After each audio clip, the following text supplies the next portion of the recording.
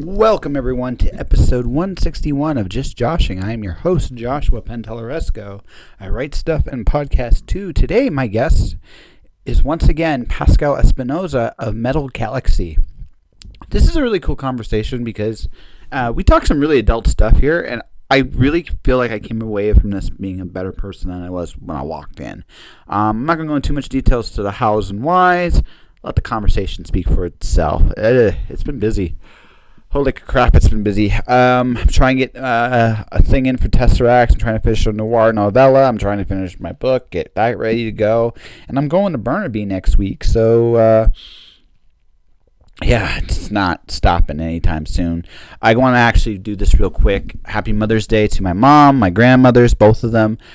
I'm hoping you guys are doing well. Nana, I love you. Mom, I'll talk to you soon. Oma, I'll give you a call. I'm going to be a Creative Inc. in BC, and it's going to be good. I'm looking forward to it. It's going to be a small show, but a fun show. I'm going to hopefully learn a lot, meet some people I haven't met before, get myself acclimated with the BC community, hopefully have a few new podcasts that will take home with me as well. So, it's going to be good. All right, let's get to it. Let's go to the interview. I want to say this actually on the air. You've done very well for yourself, man. Oh, thank you. No, you worked your ass off for this. I have. That is very true, and I'm working, even more nowadays. It feels like. Well, it's time, right? Because now you're fully in. Like, you have multiple stores now? Or am I wrong on this? You have multiple stores at this point? Well, no, I've got the one store, but I guess I've built multiple stores, you could say. Yeah. Different trilogy and here? The different incarnations of trilogy, the different incarnations of here. Yeah. It's a lot. Well, okay, so I did ask this last time, but I'm going to ask this again. How'd you get into this? Sheer luck, I guess, or bad luck, depending how you look at it. Bad luck? I was promoting a different business. Yeah. In a flea market, and as I was doing that, I met somebody who was in this industry who had a little booth at a flea market, and we became friends. Yeah. And as he was getting ready to leave because his wife was pregnant, he's like, "Hey, how would you feel about buying, my stock and giving this business a try?" So I was doing this weekends for a little while just to kind of get a feel for it. It seemed like a fun industry. The whole trading thing was kind of fun for me, getting inventory without asking, necessarily spending cash, So that was interesting, and I just kind of got it going for about 6 months. And 6 months into it, the flea market couldn't accommodate us anymore because it was just too busy. Yeah. And they were actually complaining that we were taking too much space from them. Which is interesting because we were bringing in a lot of customers. Well, actually, it's funny because, so when I was in Phoenix doing this convention, I was beside this really busy booth, and they were actually really happy I was there. I wasn't doing anywhere near the business they were, but the fact that I wasn't complaining about it, I only really had one request for them, and they were more than happy to do it. It's like, listen, can you just make sure that my table's visible at all times? Yeah, no problem. So they would actually literally come. Yeah. And they would actually shoot people over to the other side every once in a while and make sure that I was visible. And that's all they wanted. Which is fair, right? Yeah. You want to be good neighbors no matter what the situation, I guess. Yeah. No. It's like for me it was kind of one of those. But it was like they told me at the end. It's like it's weird because we are always so busy that most people get mad at us. It's like, why would I be mad at you for doing well, right? Just doesn't make sense to me. Yeah, I mean, it attracts all kinds of things. Even at the flea market, I was so busy that I had a guy who came. I still remember his name. I won't say it on the record, but I still remember his name. And he came by, and he was a very serious guy, but he wanted to, at first he wanted to do consignments for some comics. And I was kind of dabbling in kind of everything at that point. I was trying to feel out the business. And I'm like, you know what? I don't know anything about comics, but why not? Yeah. And so he wanted to give me a cut, and I'm like, you know what? Why not? Let's bring something else into the mix. This was a completely experimental business for me at the time. Yeah, I was working full time. I had no need to make money in it. I was just trying it out, see how I liked it. So he brought comics, and it was an excruciating amount of time that it took for me to go through it and figure out a consignment agreement, and put all of his stuff on consignment and everything else. It's why it wasn't fun. Well, no, and within a couple of weeks, he's like, you know what? I changed my mind. I'm going to pull it out. So you guys brought that to nothing. Yeah, it was his stuff. So who am I to say no? You can't. Yeah, I mean, So it was a lot of work for nothing. And next thing I know, he's renting the booth beside mine.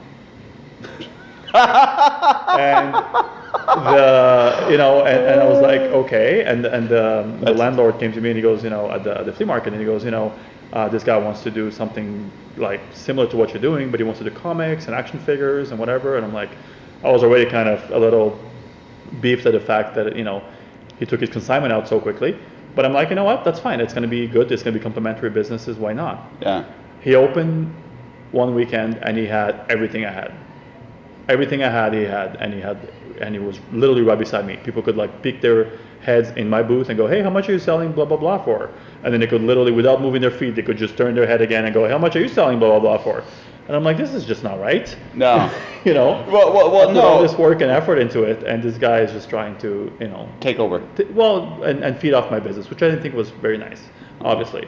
Business is business, but I mean, there's certain ethics that you kind of try and conform with, right? Well, it's a little dickish when someone tries to work under you. Now, again, things evolve, but yeah. I mean, on the same token, you're kind of like, you were just asking for stuff like literally 2 weeks ago. Well, and the funny thing is that had he chosen to do what he was going to do, it would have been good for both of us. Well, no. Right, but instead, it became. It was the way he did it. The way he did it and everything else. So, at that point, I was already leaning towards opening a store, and I talked to the landlord, and I said, this is not cool. I mean, and anyway, so he, and they were charging me. I found out too, they were charging me more rent than any other tenant because I was doing well, and I'm like, so I'm being penalized for doing well instead of being encouraged because I'm doing well. So I eventually got to a point where it's like, I was kind of forced into opening a store because I'm like, I'm opening 2 days a week, and I'm paying almost a full retail rent. That's retarded. Why not open 7 days a week or 6 days a week and get a full retail? So that's actually what got me to opening a store, and I opened that store in Linwood, 16 years ago, and and then from there it went. Yeah. So. No, it's cool. I'm not going to. Okay, I'm not going to mention too much about the other store other than this. It's funny to me that. Well, this is your podcast. We can talk about. Oh no. But I know that. But I just figured like you don't want to go and dwell on too many negative things. I just. You know what? They're not though. That's the thing. They were at the time. Sorry for interrupting you, but they were at the time. But it's like anything else in life. You know what? You can take it and just dwell on it and go, poor me. This happened, and you don't understand what happened to me, and I'm a victim. Or you can say, you know what? This happened. I've learned a lot from it. I will hopefully not make those same mistakes. And if I get another opportunity, I'm gonna do it differently. And I did. It's true. It's funny that my negative experience kind of came back full circle when I did the GoFundMe for my teeth. Yeah, I saw that. And I saw that, and it was tough for me to judge because I wasn't there. All I saw was that a lot of past energy came back to the surface. And it was fine. But I don't know. Did you see how I handled it at the end? It was really funny because I thought it showed me how much I had changed. Like that was actually the big thing I learned from that was I wasn't just whatever leftover feelings I had, they weren't important. I realized that they weren't important anymore. Right. The important thing was the important thing was that I had learned what I needed to learn. Yeah. And I looked at where that gentleman was and where I was, and I realized I was in a very different space because everything he was trying to do, maybe a long time ago it would have broke me, but nothing. But you know what though? That's the thing that's interesting about that story to me because I obviously know you and I don't know that gentleman, but he was also very. I guess not well spoken, but well written, and what he said, if I didn't know either one of you, I would have been like, wow, I don't know who to root for here because it seems like both of you saw things with different eyes, right? But what I thought was cool about that not cool, but what I thought was interesting from a life perspective about that particular situation is that you just said, whether you were right or not, it shows what different frame of mind you were in back then and how you can look at it and understand. I think from what I saw, I felt compassion for him as well, because I saw his frame of mind where he saw it completely differently. And with my situation, it was the same thing. Yeah. Where people saw it totally different than what I saw it, and eventually I just went, you know what, guys? Because I've talked to a couple of them since. One of them, I say them because to me it was sort of a conspiracy, because it was. A lot of it was on behind my back. So whether they were right or not, remains to be. Well, no, it doesn't really matter. It doesn't, like, okay, so I can even be the bigger man here, and I'll admit this. He's right about a lot of things. I was wrong about a lot of things. I can be a big enough man to admit that. The difference is, the difference is now to then is I can acknowledge it. Mm-hmm. I've grown from it, and I've moved on. Like, what feelings? I hope I have a conversation with him somewhere down the road, because honestly, we should settle up at some point. Yeah, but I mean that's. But the thing is, in my particular case, right? There were things that were done. There were things that should have been done differently with me. There were things that I should have done differently with him. And I'm just being totally honest about that. On the flip side though, because I asked him why he came and crashed things at the end, and he said it was about his reputation. I'd never named him or anything like that, which that was the weird thing to me. No, but I think he felt that enough people knew the situation that they would obviously connect the dots, right? Yeah. So, no, and I got that. But at the end of the day, it still wouldn't have been the way I would have done it. Like, I would have done a private conversation first, and then, because. But you know what though, Josh? Yeah. I think what that brings up, is that, and keep in mind, I'm the last person to give life advice, but based on the fact that, whether it's a divorce, whether it's a store breakup, whether it's friendships, which I've gone through all of those, actually all of those at the same time. I think the lesson is still the same, which is that in the end, you've got to find a healthy way for you to get closure. Yeah. You can't control how everybody else is going to get closure. No, I totally. And some people will linger, and essentially it's exactly what happened with me at different levels. In those three situations, again, without naming names, some people chose to continue to hold a grudge for many, many years. Some people chose to move on, and some people have had their closure in their own way. For me, the closure that I found was to eventually get to the point where I was like, you know what, I can see that you had a completely different perspective, because I eventually heard their side of the story, or one side of a different story. And the way I chose to approach it was, you know what, me and that person had a shot at being friends, and eventually we reached a hurdle that we couldn't overcome. No, it's totally. And that's that. Like, that's how I look at it. I don't look at it like he's a bad person or he has this character or that character. I look at it like we just couldn't overcome this challenge together. So have a great life. I wish you the best, and move on. Because I think that way you get a very healthy closure about it, because it's not like you're actively pursuing this person and trying to get back at them. They clearly saw life differently than you did, and you just couldn't overcome that. No, and you know what? And honestly, go ahead. You can add it. Oh, absolutely, totally. Okay. No, and I'm gonna do a commentary while you grab the stuff here. But no, it's true. And I don't wish any ill will. I mean, I just saw it differently, and like I said, and just my last thing about him, he's right on a lot of things. I can admit that. Black Swan. Yeah. But what I was going to bring up actually was just the fact that in an odd way, I find I'm not going to say it's validating, but this store is thriving, right? And again, I'm not saying wishing ill success based on what we're talking about, but they're not there anymore, which is interesting to me. Right, but there's very few times when there's a bit of human nature that always gonna kick in, right? Where you go, you know what, I made it and you didn't, and for me it's a very, very small part of my life, because it's such a negative way to think of things. Absolutely. Right. It's funny. I've gone through. And hopefully this will be a more cheerful conversation here, but it's fine. You know what? We're talking about life issues is definitely a big part of growing up, I guess.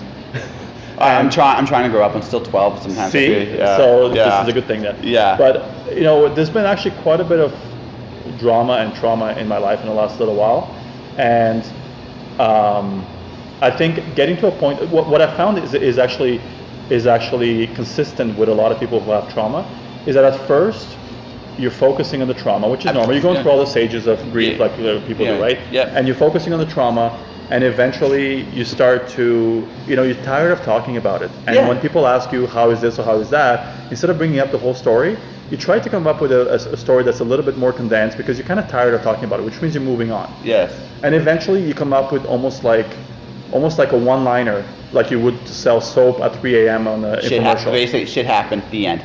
Yeah, but but however you want to be. Like for me, it's not shit happens. For me, it's truly the conclusion I came to, which is, you know what? I'm just thankful I get a second chance at finding my soulmate and at finding and at running a business. And that's really what this story is about. Absolutely. Right? You watch a movie and it's 3 hours long, and at the end of it, you're like, what do you think out of this? Well, that's kind of how I see my last 10 years. What do I take out of the last 10 years? Not that it was trauma, but that, I was fortunate enough to get a second chance at all of this, and I'm trying to make the best of it. No, and to your credit, I mean, I was here when your store was really, really small. Mm-hmm. It was cool to see you back, first off. And actually it was weird because I just come back into the city when we started, and then I've seen this, and this is, so people, if you want to see, they're like, this is a giant thing there. He's got a cafe literally behind me.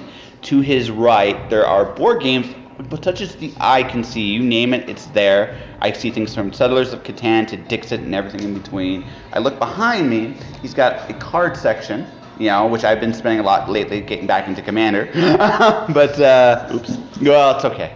I am like for me personally, I'm enjoying it. So I built Animar, and I tried to build a fair Animar.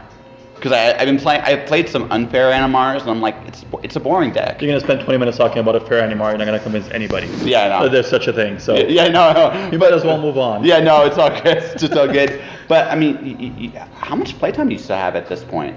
Like, do you get a chance to really myself? play? Yeah. Very little. Yeah. Very little. I actually was never a gamer.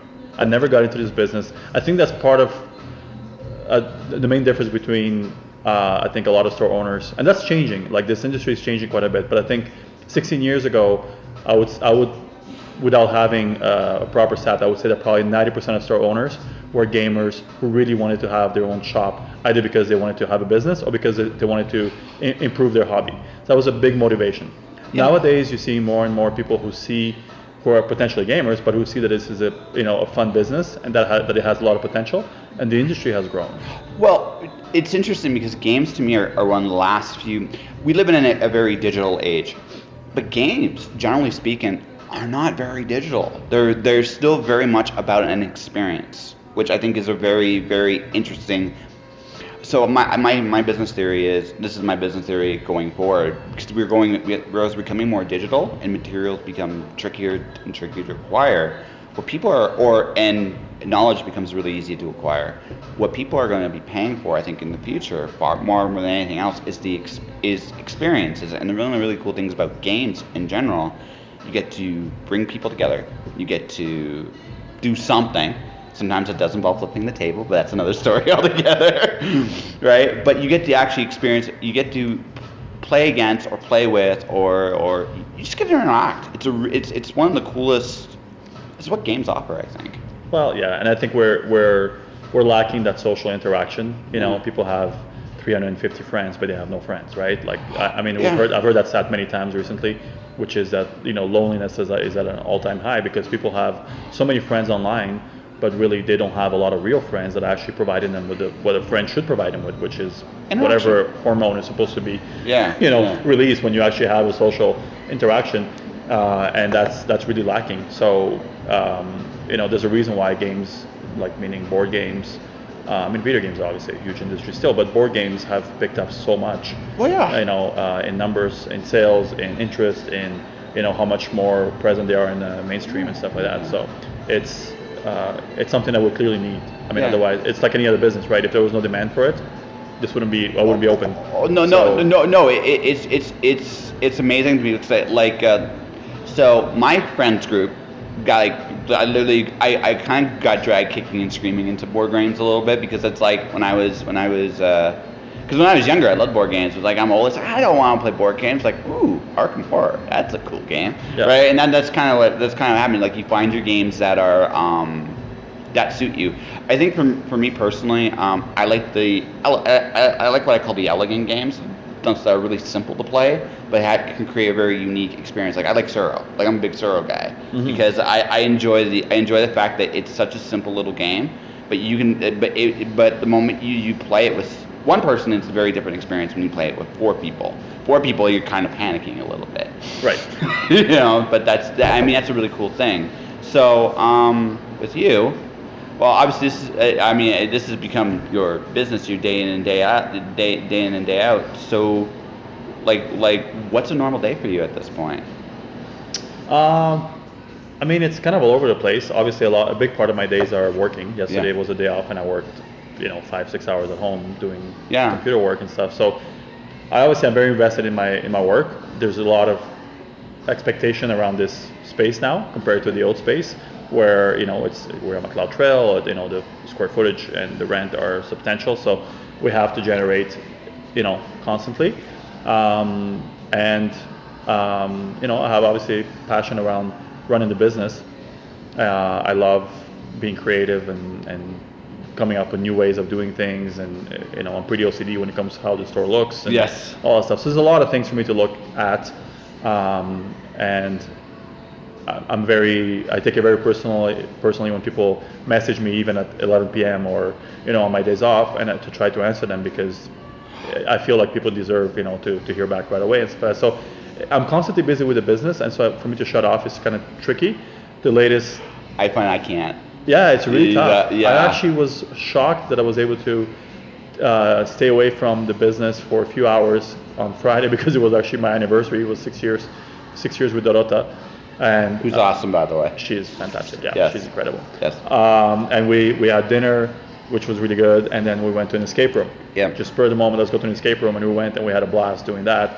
And we came home, and I'm like, wow, I didn't think about the business for 3 hours. This is like a new record for me, because usually something will always tie into the business. Like we'll be at a restaurant, and I'll be looking at their menu. I'll be going like, maybe we should incorporate that into our food, or maybe we should price things this way, or look at this menu. And I'm constantly thinking about the business because it's such a big part of my life. Well, yeah, and naturally so, right? Because you built this, and also, this as well as I do. It's like, no matter how good you're doing, you can always do better, right? And that never stops in your head. I'm learning sometimes just to shut between everything I'm doing. It's like, okay, I need a shutdown time. I need it. If I don't, I think burnout's the wrong word. It's not healthy. You know what I mean? Yeah. Well, there was a mental health specialist. I listen to talk radio a lot because I find at least it's hopefully some kind of brain cells are expanding as I do that. Usually, sometimes they actually fall off, I feel. But there was a mental health specialist who was discussing a lot of the behaviors that we've kind of shut down that are very natural. And what he was saying was that when we're doing a lot of brain sort of type work, and all of a sudden we're wandering, right? That's the brain basically saying, I need a minute here. I need to kind of just space out and be somewhere else for a minute so I can refresh and restart, almost like a computer rebooting. And what we've done more and more as a society is that we started to repress that and say, no, you're not shutting down, you're spacing out, we have work to do, let's go.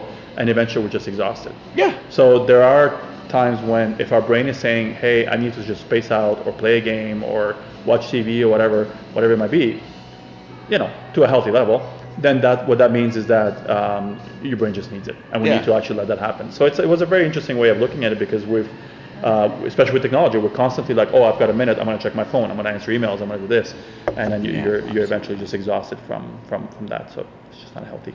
No, you just have to at some point just go. Like last year for me was about realizing that I needed to take better care of myself. And that's a really Wow, we're going back to adulting here. Scary. Let's not stay there too long. But no, it's important to take a moment to take care of yourself, and that sometimes it just means like today when I'm done talking with you, I'm actually a friend. I'll work on the board game book concept, which I know amuses you, I think, to some degree. Yeah. But while I'm working on, I'm going to take a break probably around 4 or 5 o'clock, and because I got a concert I'm going to tonight. Because I need to go out and do a concert. I need to go out and live a little bit, because if I don't, then all I'm doing is work. And I mean, I got no problem going when I need to go, but you gotta take that moment. It's like, you know what? If I stop and do something, it enriches my life, and when I come back to whatever this is, I'll be better for it. Yeah, and plus you know, especially when you're in creative mode, which is where you want to be. I think trying to stay in that mode for too long, it's almost like a trance, right? Trying to stay in that mode too long, I would imagine you eventually there's nothing else to be creative about. So by going out and actually experiencing life, your creativity is just going to absolutely to grow that much more. Yeah, the best works are personal, like, and as you will attest to when you're in a store like this, they're the best works. But they don't come from a blank canvas. They come from like the way you set up your food, even how you set up your store. That's experience, time, and practice, which is everything else. Hi.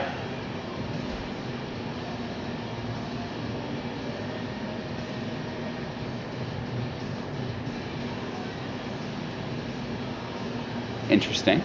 I think he's setting out the signage for next door, I think. But it would be nice for them to say hello and, hey, this is what I'm doing, by the way. It's an interesting world we live in. It is. Yeah. Some of the, I mean, I don't know. I kind of, that doesn't make me better than anybody else, but I just grew up with so many, do's and don'ts from a very picky mom that when people don't say hi or whatever, just kind of. No, my grandmother would beat me. She said, Josh.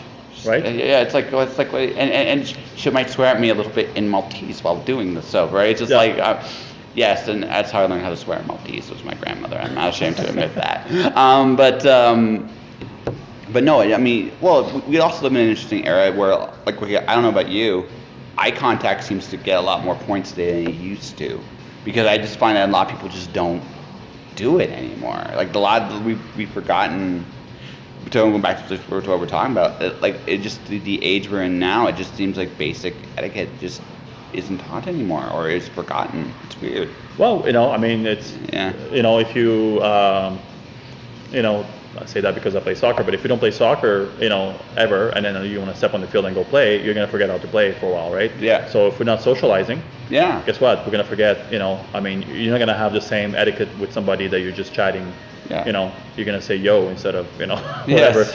But eventually you walk into an environment where nobody knows you. Yeah. And you might forget how to actually be courteous. I mean, I don't think it's quite there yet, but I think people are, to some extent, they're forgetting what's right and what's not because they're not interacting with people as often as they used to. No, and like I say, it's. I think we get to the point where we have robots regularly, and that's all we're talking to is robots. I think I'm going to the mountains. I think at that point I'm done. I think I'm just gonna. Yeah. I think I'm gonna go off and I try skydiving off a mountain at that point, because I think at that point, well, if you're not, again, this is what this is ultimately all about, is about interaction, and if you're not doing that, like, you're missing a big part of life, I think. Yeah, I agree, and I mean I agree, and I say that with some. With a grain of salt, because over the last few years I'm very guilty of having made my world very small, but that's been intentional, and that's been I've lost the need for certain levels of friendship, maybe because I'm not 12 anymore, but maybe because I just found that it wasn't enriching my life anymore. Well, no, there's a, again, we were talking about this off the air. If there's a degree of effort going on both sides, then I find this worth keeping. But again, I've moved dozens of times, literally dozens of times. I might have 2 or 3 or 4 really, really good friends, and that's it. I think what happens with life is you just recognize who's there and who's not, and also I don't think your world's necessarily smaller. I think you're going for more of maybe simpler. Is that the right word there? Yeah, I think so, and I think it's not. I'm not for many years, even into my late adulthood, I was still the kid on the playground who was like, hey, you're here in the playground too? Let's hang out, right? Yeah. And I was very open to, and naive, I guess, to new friendships, and didn't realize that some people saw me as a means to an end instead of a friend. Yeah. And so now I'm more reluctant to, because first of all, my wife is my best friend. My daughter is a huge part of my life still, and actually a lot of my life revolves around her, and did for many years. Yeah, which makes so sense. and I have a huge amount of social interaction in the store, so I get my fix. Well, no, here. like for you, it'd be like I think a good friendship outside, while would be nice, you like the unplugging, the ability just to unplug and go. Yeah. Right. Yeah, but most guys will want to go for a beer with somebody, and if I did, I would be good with it, but I'm not. It's not something I need. I don't need to. It's funny. I just wrote in my blog about this whole concept. There are people in your life that are important to you, and there are people in your life that aren't important to you, and you make that, and ultimately people make that decision consciously, however it's done, and then at that point you're like, well, if this person is not fulfilling a need, it actually is kind of better to be alone. Like, honestly, and not because I say this and like necessarily that a person's good or bad for you. It's just I've gotten to the point where I realize, like, I don't necessarily want to be alone, right? But I'm okay with it if the alternative is be with someone that isn't who I am or isn't going along the same path I'm doing, or not adding to your life. Yeah, exactly. To me, that's the key, right? If they're not adding to your life in some way, if they're not driving it to be, I don't know, better is subjective, but if they're not driving it to try to be better or to to do healthy things, then they don't really belong there. Which goes back to my last few years, which was I really spent zero energy pursuing people and seeing what they're doing and whatnot that will have in some way hurt me. But I have decided that they're not adding anything positive to my life. So again, have a great life. And bye. Yeah, no, that's it. No, I mean, you don't wish anybody like ill will. Like, I don't like I'm at that point in my life. It's like I don't have time. It's too much work. Like, I would rather, what's the term? Rather wish you well. I hope you're doing what you want to do. I'm sorry, I'm not part of your life anymore. But what are you gonna do? Right? Let's grab a beer sometime if I see you. And if not, that's cool too. Yeah. Yeah. Yeah, and I have friends who are quite the opposite. I see the person who I always say is my best friend, who was best man at my wedding. He's busy, I'm busy, and we see each other maybe twice a year. Yeah. And what we do is like we saw each other yesterday. We just connect right away. We have coffee. We goof around. Some people legitimately are like that. Like you'll see people like you. There are friends I have not seen in years because I'm just where I am and where they are. But when I see them, it's an instant connection again. It's how you doing? And those are I think the real gems in life. They are because I know that. Yeah. I know that, and he knows that. If at 3 a.m. either one of us needed help, and we called each other, it would be like, I'll be right there. Yeah. Right. Which is huge. So that's you can't buy that, obviously. It means you must have done something right at that point. Absolutely no. If people are willing to do that for you, that means you've done something right. Yeah, in this life, absolutely. Yeah. Well, Mr. Pascal. Yes. If I can call you Mr. Pascal. Yes, it's very formal. Okay, very formal, Mr. Very adulting. I am surprisingly mature in this conversation. It has been a mature conversation. We got to stop that next time. Next time what I'll do is I'll bring my commander deck, and bring your commander deck, and then we'll actually play Magic. I've done this before online. It's hilarious. So for people that want to come here, what is Metal Galaxy? Where can you be found? And then how can people find you if you want to be found, I should say. If I wanted to be found, which is definitely the case, we are on McLeod Trail, 4624 McLeod Trail, right beside the Marquee, which is the old back alley. We are a very open, friendly, clean, bright environment with 66 seats. Everyone is welcome. Everyone is treated very, very well. Yeah. And we are online at metal-galaxy.com. We're on Facebook. We're on Twitter. We're on Instagram. And you can even go the very old-fashioned way and call us. Yes. 403-253-1414. All right. Like I said, I came out of this conversation a bit better. I think this is a surprisingly very adult conversation. I think I need to do something silly after listening to this. Actually, in all seriousness, Pascal's a really good dude. His store is amazing. If you want to have a great gaming experience, I recommend you go there. I love the casual feel of his store. No matter what skill level, you will find someone to play with, and it's good.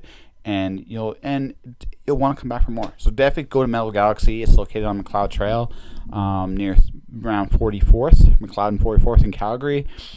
Whatever your game, whether it's card games like me, like I'm a card game guy like Magic, I'm a Magic guy at heart, or whether you like, stuff like Arkham Horror, whether you like, Kings of Tokyo, whether you like,